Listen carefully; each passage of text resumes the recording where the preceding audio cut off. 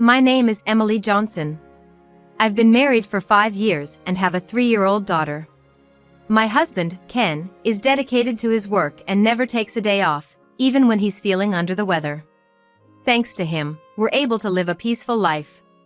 I have a sister who's 3 years younger than me. She got married about 3 years ago, but they had trouble having children for a while. Both my husband and I were worried about her as she seemed a bit down. Then, she shared the news that she was pregnant. From that point on, my husband and I supported her throughout her pregnancy. When we heard the baby was born, we went to the hospital. Her husband, Steve, was there too, looking overjoyed. "Oh, where's the baby?"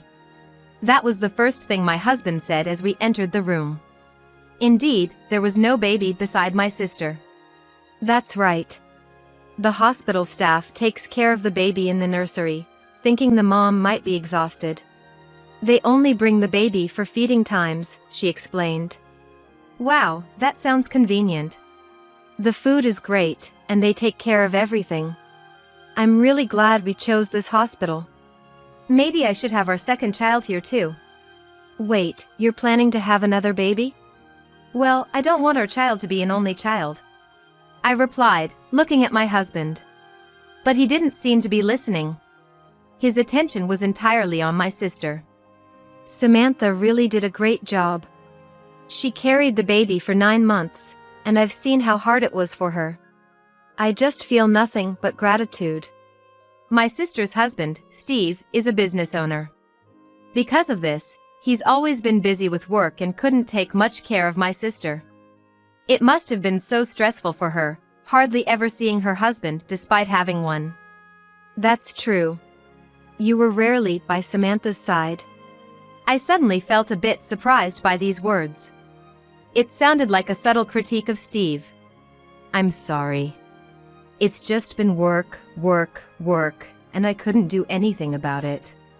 No matter how busy you are with work, you should be there for your wife during her pregnancy.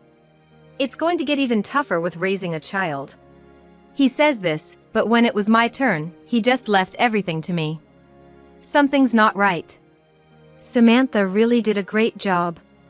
It must have been tough for her. My husband says, thinking of my sister. I appreciate his concern, but I can't help feeling uneasy. As we were talking, it was time for feeding, and the baby came out of the nursery. Everyone's eyes were on the baby, carried by the nurse. My husband smiled as he saw the baby. Steve did the same, but it seemed more than that. Why? He wasn't this happy when I gave birth. He didn't show such emotion, but now it's like he's seeing his own child. He didn't even show this much emotion for our own daughter, hardly coming to the hospital because of work. And when he did, it was long after the birth and he didn't visit again until we left the hospital.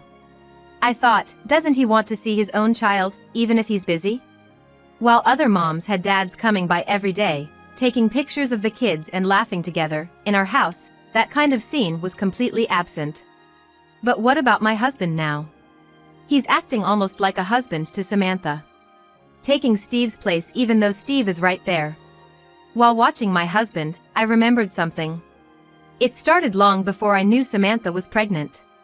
When Steve said he had to work late, so did my husband, and when Steve went on a business trip, so did my husband, always coincidentally at the same time. When both of our husbands were away on business trips, I suggested going out with Samantha, but she always declined, saying she was busy.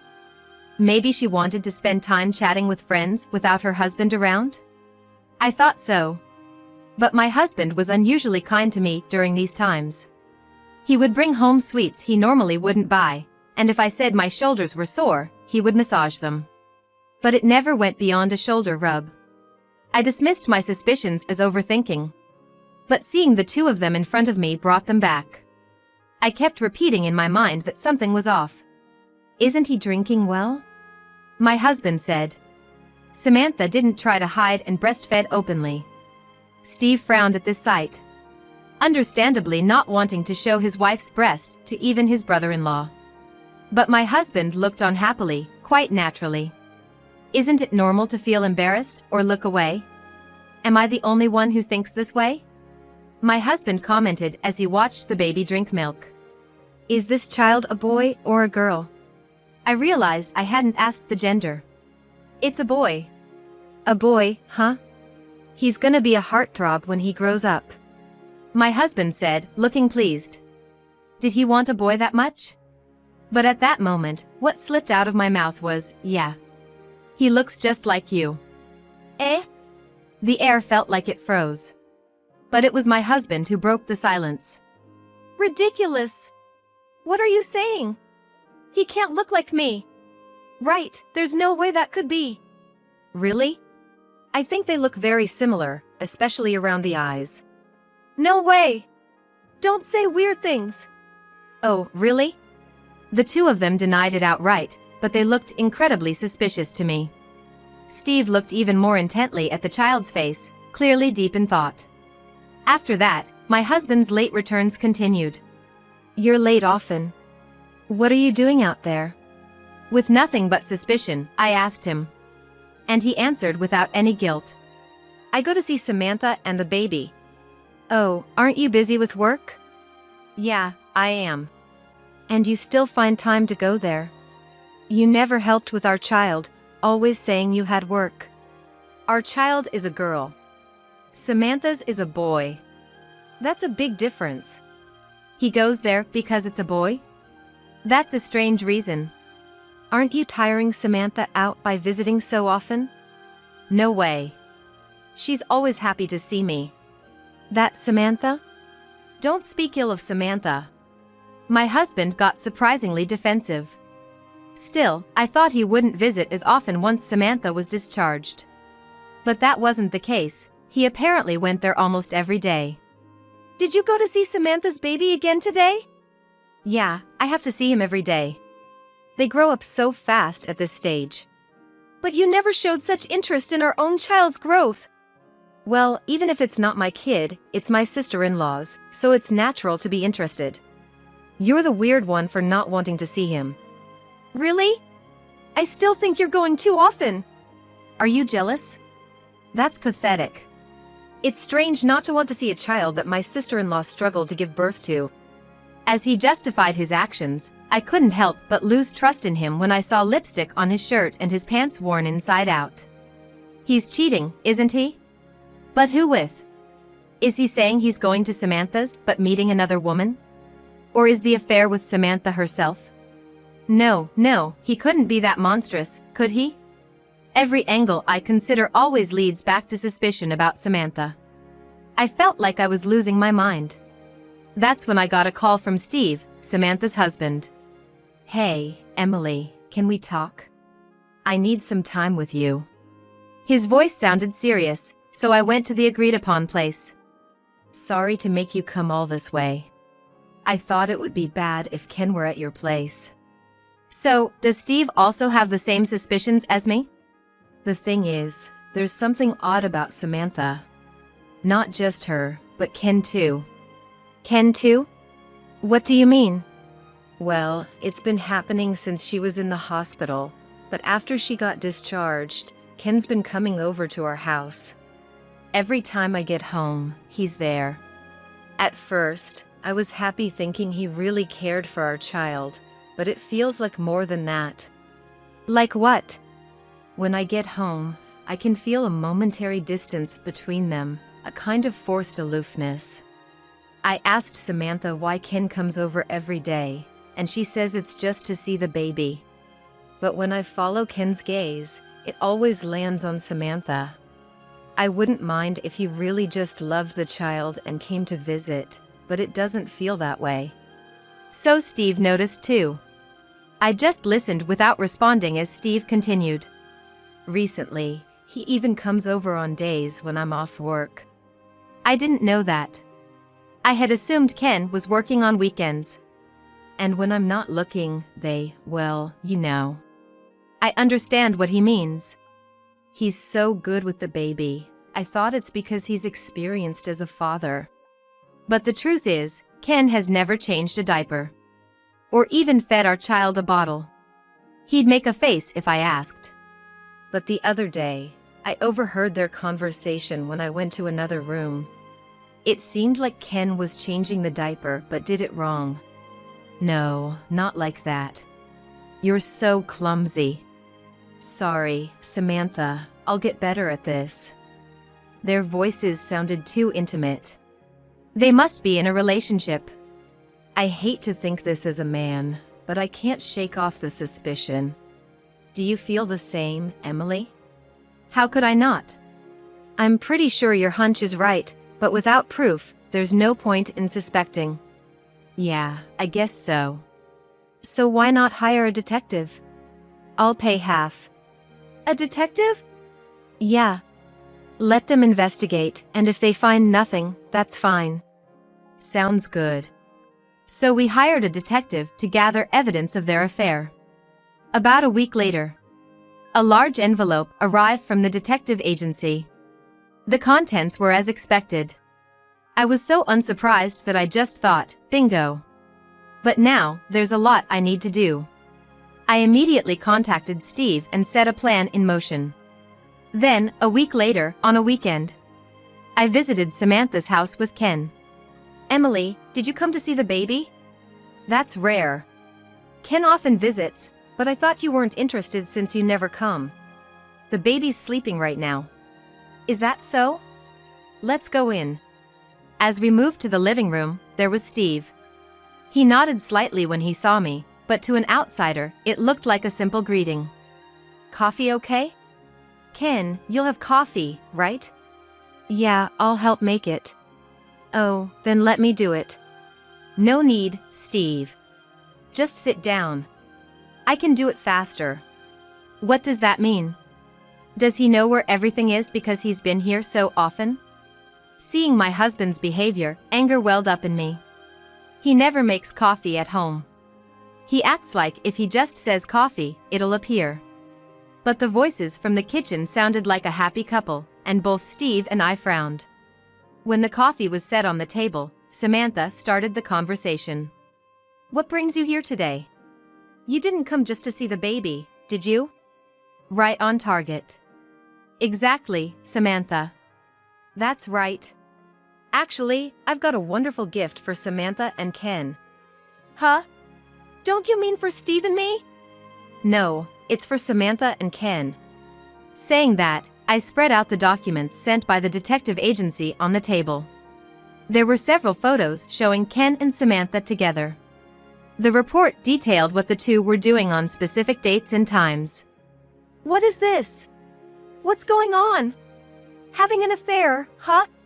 Perfect, just as planned. The two were utterly shocked. Ken, what's this about? Well, it's just... I thought Ken would confess right away. We're just getting along as in-laws. What's wrong with that? No, the problem is the way you're getting along. The photos clearly show intimate scenes, like leaning on each other's shoulders or embracing. Just look. In this photo, we're just leaning in to look at the baby. And here, it looks like we're hugging, but really. Oh yeah, a cockroach scared Samantha, so she clung to me. Such blatant lies. With all these photos, how could he expect anyone to believe these stories? And why would you do such an investigation? Don't you trust your own brother and sister?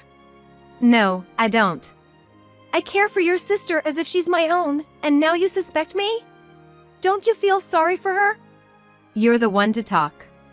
Still lying through his teeth. What are you saying? You say you feel sorry for your sister, but you're the one who cheated. Both of you are at fault. We didn't cheat. I just explained every photo. Still, you don't believe me? Nobody's going to believe these made-up stories with such lovey-dovey photos. Whether you believe it or not is up to you, but are you trying to ruin your sister-in-law's marriage? Ken said this with a triumphant look, but Steve, finally losing his temper, pulled out an envelope labeled DNA test results. I also suspected you and Samantha. That's why I prepared this evidence. I was going to seal it if you admitted it, but now it seems unnecessary. A DNA test? You don't believe it's your own child? Ken's face turned pale. That's his cornered look. Samantha, meanwhile, looked down, clearly understanding the gravity of the situation. We tested the baby's sample and a toothpick Ken used at home. And here are the results. It read 99.9% probability of parentage. This means, Ken, you're the father. That's strange. I thought so. Ken visits the baby every day, but when his own child was born, he chose work over the baby, hanging out with friends instead. But now he visits Samantha every day. It seems more like he wants to flirt with Samantha than see the baby. No! This is unbelievable! Despite the evidence, Ken still denied it. I have a family I love. There's no way I'd get involved with my sister-in-law. What? Where is this loving family you speak of? Emily! It feels like years since you've called me by my name. I love only you. There's no way I would cheat. Are you really going to believe this piece of paper over my words? I will believe it. I'd rather trust the power of science than the words of a crappy man. If anyone believes the words of such a man over this, that's truly unbelievable. Who are you calling crappy? No, that's not it. I really love you. I have no interest in any other woman. That was when Samantha suddenly burst into tears. This is terrible. What's happening? Both Steve and I were shocked, and Ken seemed just as surprised. What's wrong? I love Ken, and he loves me. When I got pregnant, Ken was happy. He's been coming every day since the baby was born, and we've been in love every day. And now you choose your family over me. Samantha, we promised not to break up our families. Hey, Samantha, why did you do this with my husband?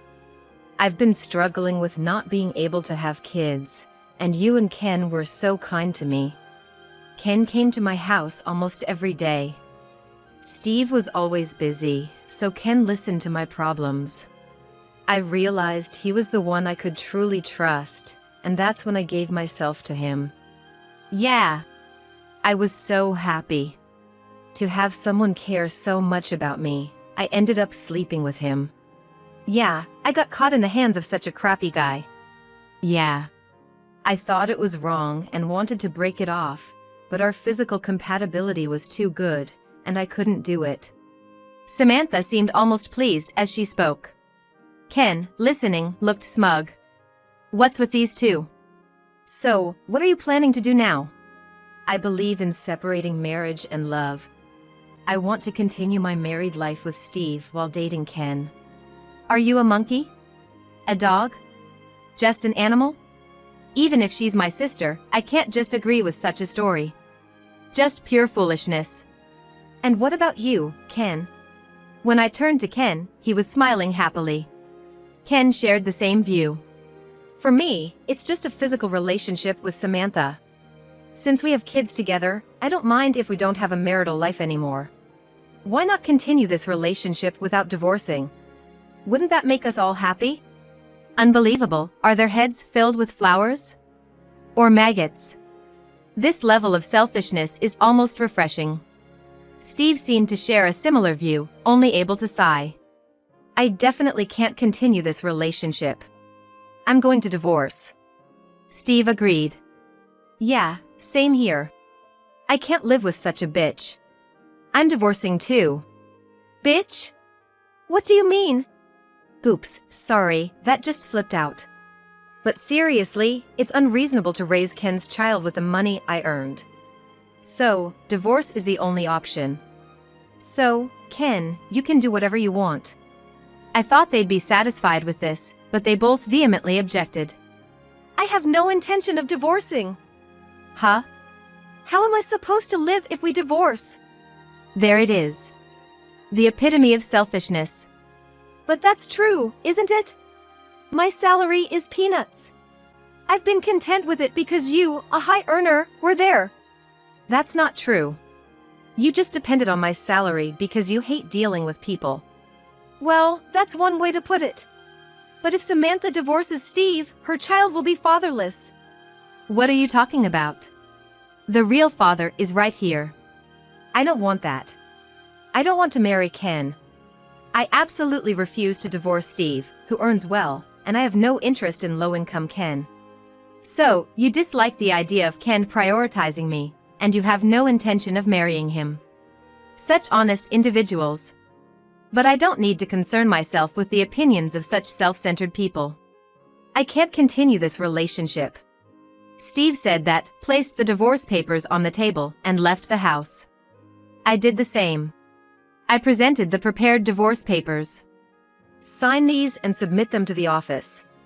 If you don't, I'll have to hire a lawyer. You can't afford a lawyer, but I can. No way! I'm not divorcing. I'm not divorcing either. If you think so, then fight it with a lawyer. Though I doubt you can. With that, I left Samantha's house, but the place I was returning to wasn't the home I shared with Ken. It was an apartment I rented immediately after receiving the detective's report. I had resolved to start a new life there with my child. After that, the two kept contacting me, causing a commotion.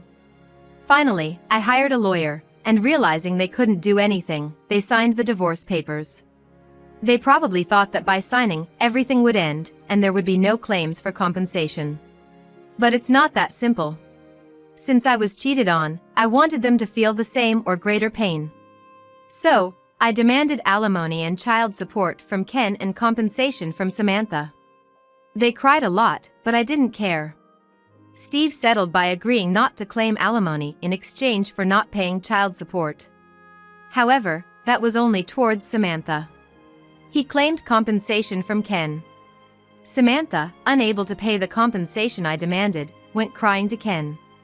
Ken confidently assured her he'd handle it. As a result, they ended up with a huge debt. I watched as they borrowed money for both compensations from a consumer finance company and paid it. But the borrowed money had to be repaid, and they were in a dire financial situation. After the divorce, the two naturally started living together.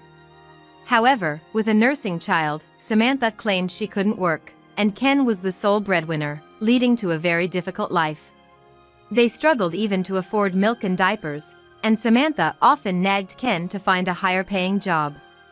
But Ken, poor at socializing, valued interpersonal relationships over a career change. "Get a part-time job if you're not going to switch jobs," Samantha would say to him daily. "If I start doing part-time work, won't it affect my day job? If things stay like this, I won't even be able to produce breast milk. Then why don't you work?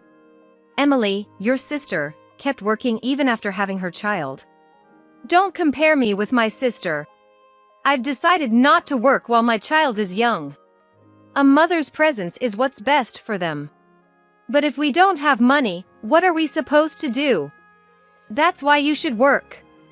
Their nightly arguments led to complaints from the neighbors. Due to this, they were unable to repay the money borrowed from consumer finance, and it eventually led to legal troubles.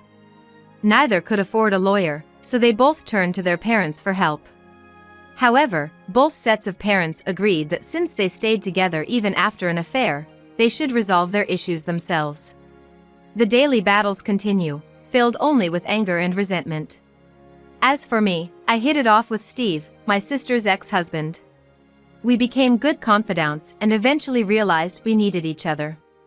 Our relationship naturally developed, and we're now nurturing our feelings for one another. My daughter has grown fond of Steve too, and I'm considering living together with him in the future.